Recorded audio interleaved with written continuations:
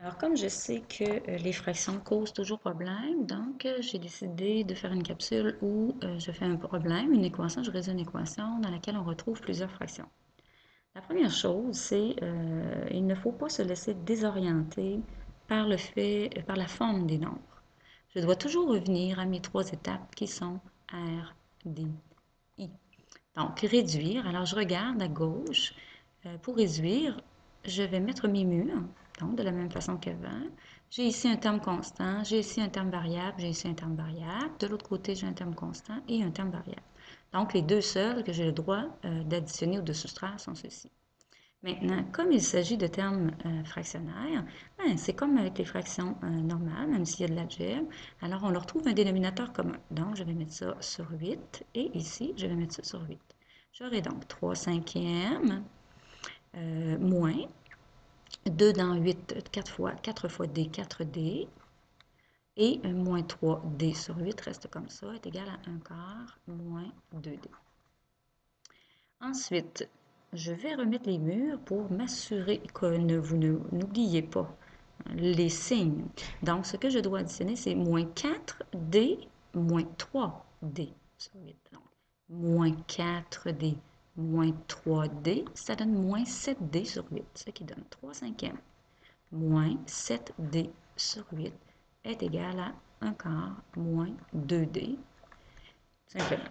Maintenant que j'ai réduit, je déplace. Alors, je vais vérifier ce qui n'est pas à sa place. J'ai donc ici 3 cinquièmes et ici, j'ai moins 2.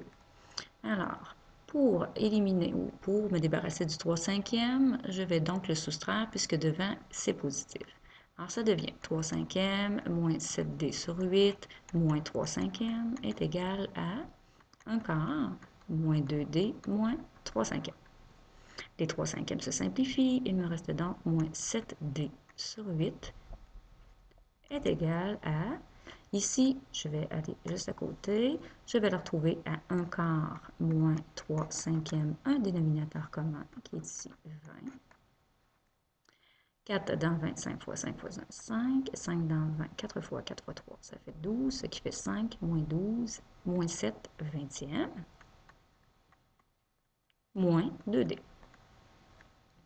Maintenant, j'avais vu que moins 2D n'était pas à sa place, je vais donc l'ajouter de chaque côté.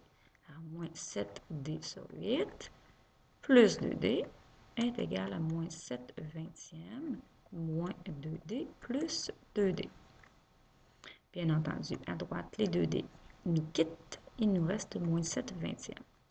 Ici, j'ai un terme entier et un terme fractionnaire, mais je vais mettre mon terme entier sur 1. Je leur trouve donc un dénominateur commun qui est 8.